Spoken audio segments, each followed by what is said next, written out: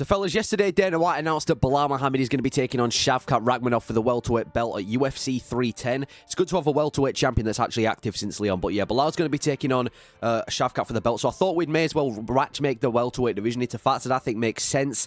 Just the fights that need to take place in the welterweight rankings, considering we just had the title announced. And I know there's been a few fights that have already been announced in the welterweight division. We're going to be going over a few of them. If I would switch the current announcements, what my thoughts are on them. And we'll start off with the fight that just got announced with Belal Muhammad, obviously going to be taking on Shavkat at UFC 310. I'm a really big fan of this matchup. I've heard a few people say that the UFC are trying to get Belal out of there as soon as possible by giving him Rakhmonov. I don't think that's the UFC's intention. I think Rakhmonov was the rightful contender anyway, whether it was Leon or Belal who won. I think Shavkat was next, and I don't even mind Belal Muhammad's chances going into this fight. I don't think this is like, the way people are talking about this fight as if Amanda Nunes is coming back and facing like Juliana Pena, and Rakhmonov's meant to be Amanda Nunes and Belal's Juliana Pena. I think Belal has a really good chance of beating Shavkat Rakhmonov in this fight. I'm not saying I'm necessarily going to pick him at this moment in time, but I don't think this is like Belal Muhammad is the sacrificial lamb. I think he's got a really good chance. He's been looking really good recently. And I'm actually looking forward to the fight because we're going to see how Belal Muhammad deals with an equally as threatening grappler. Now, I'd say that Belal Muhammad's probably got better wrestling than Shavkat. Shavkat's got the bigger submission threat on the feet. They're both pretty good on the feet. I don't know who I'd favour on the feet at this moment in time. I'd say Shavkat's probably the more well-rounded striker, but I think Belal Muhammad mixes it up better with his grappling. So I'm a fan of this matchup. I'm glad that we're getting Belal Muhammad versus Shavkat Rakhmonov. I think Shavkat's the rightful contender for UFC 310 for the main event. And yeah, I like the matchup. Nothing against it.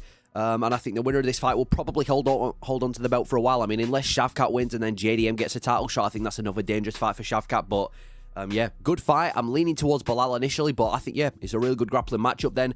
For Leon Edwards, the guy who just lost his belt to Belal Muhammad and has kind of fallen off since UFC 304. I've not heard anyone talk about Leon Edwards since UFC 304. I think we do him versus Ian Garry. I think this fight makes a lot of sense for multiple reasons. You've got the storyline. Ian Garry used to train at Leon Edwards' gym. He got kicked out. I think they're trash talking the build-up, especially Ian Garry at the press conference. I can definitely see him going at Leon Edwards. I mean, Ian Garry's gone at everyone in the press conference so far. There's no chance he's not going at Leon.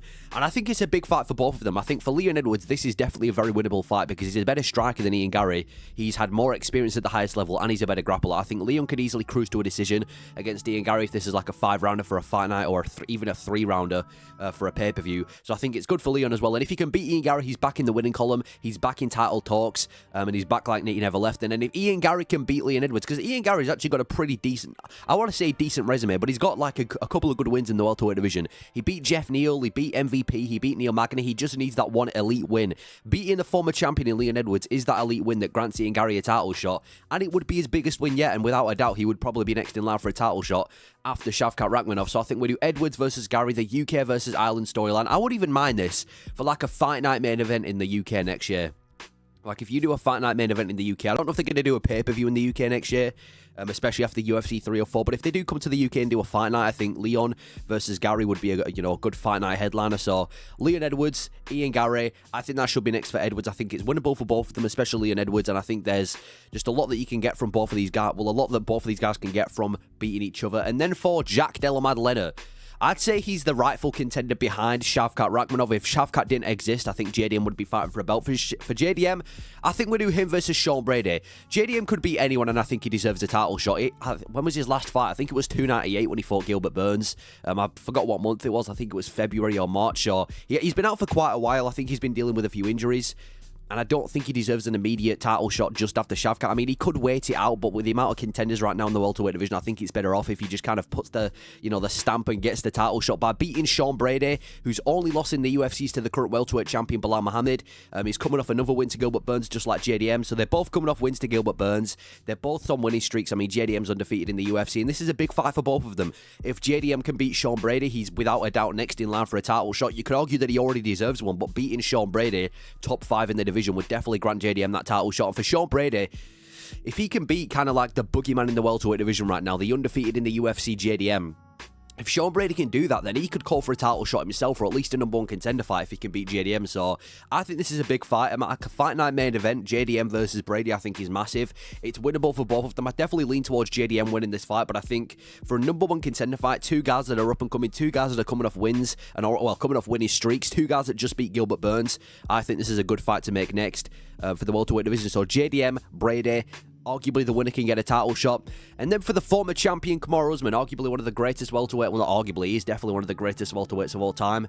For Usman, I feel like this guy gets talked about in nearly every single fight. Like, people said he was going to be facing Ian Gary, then people said he was going to be facing JDM and Shavkat, then people said he was going to be getting an immediate title shot against Belal. People have been saying that he's going to be moving up to middleweight. I think there's one fight for him at this moment in time, and it's Buckley.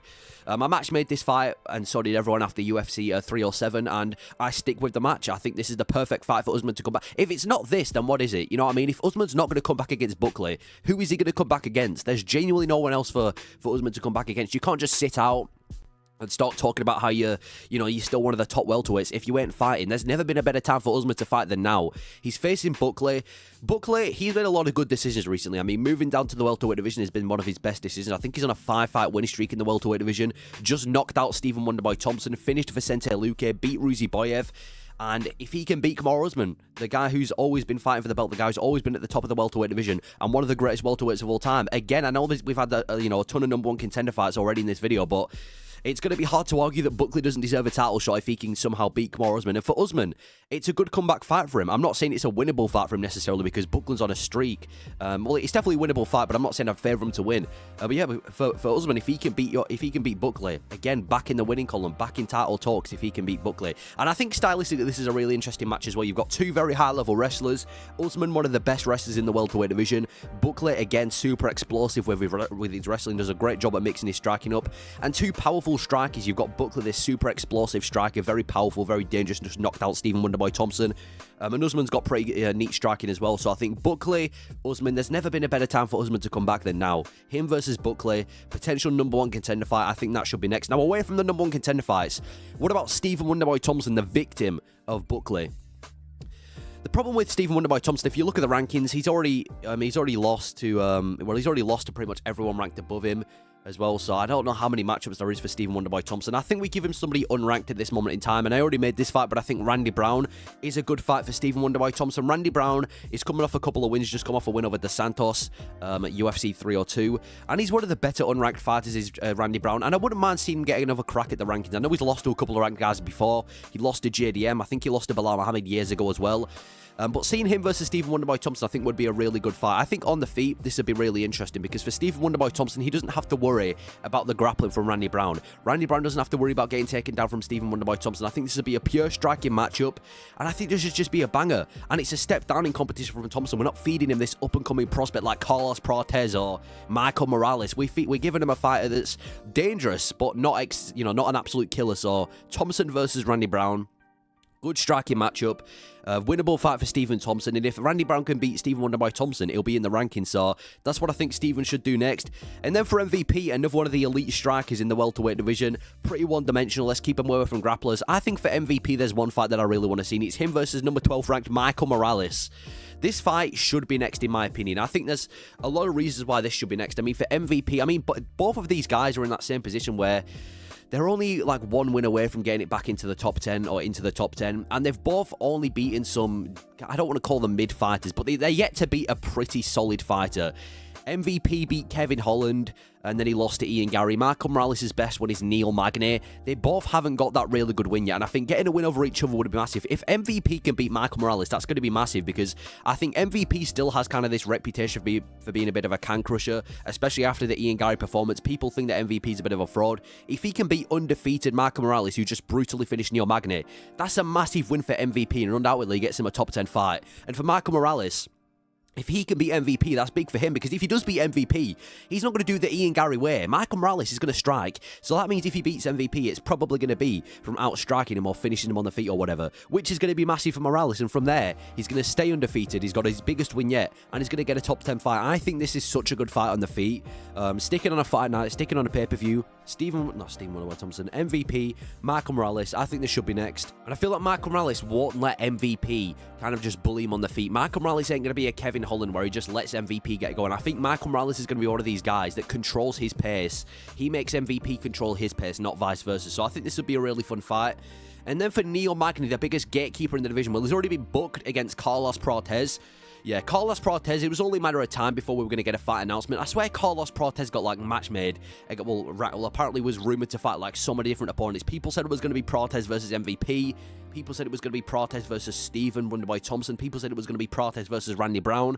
But now he's officially got a fight against Neil Magny, and I think Prates is going to absolutely demolish Neil Magny. I'm not a massive hater of the matchup. I think it's good to get Carlos Prates in the rankings, and we're not giving him a killer. If Neil Magny can somehow win this, MMA makes no sense. And I feel like it's going to... I mean, Neil Magny is going to be one of those fighters where it's going to be like a year from now, and we look back at Neil Magny, looking at this guy, thinking, how is this dude ever ranked? But no, the welterweight division is getting interesting. Carlos Prates is such a dangerous striker.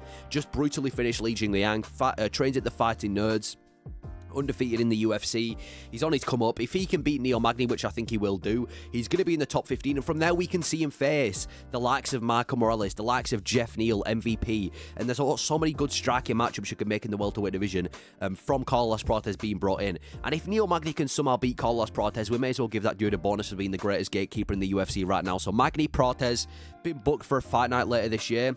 And for Jeff Neal, now, Jeff Neal, again, he has a fight booked against Rafael dos Anjos, but I'm going to be honest, I'm not a massive fan of this matchup. I think they should have done Jeff Neal versus Renat Fakhretdinov or another one of these welterweights that's on the come up. Maybe a Jeff Neal, you could have done Randy Brown versus Jeff Neal, unless that's too big of a step up for Randy Brown.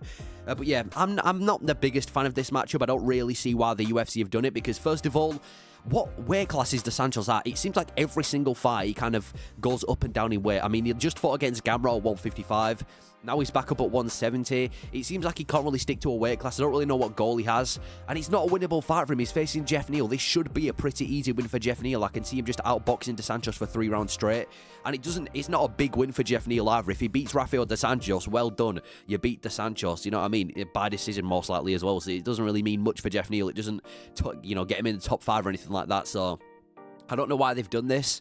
Doesn't really make the most sense, but I think it's going to be a good performance by Jeff Neal. He'll be back in the winning column after this. But I would have liked to see Jeff Neal versus another unranked welterweight, like maybe a Renat Fakhretdinov or, like I said, Randy Brown, rather than dos Anjos, but it is what it is. And then for Vicente Luque, another fighter that has been booked against Nick Diaz. Now, this has just been announced for UFC 310. It was obviously announced before, and then they said they were going to reschedule it, and now it officially has a date. UFC 310, I'm just going to say Nick Diaz has the chance to do the funniest thing in MMA history, because Nick Diaz, not only if he beats Vicente Luque, right, not only is he back in the winning column since 2011, not only is he just beating Vicente Luque, but the fact that Nick Diaz, if he can beat Vicente Luque, is going to be ranked in 2024 is going to be crazy. Imagine Nick Diaz in the welterweight rankings in 2024. That's crazy.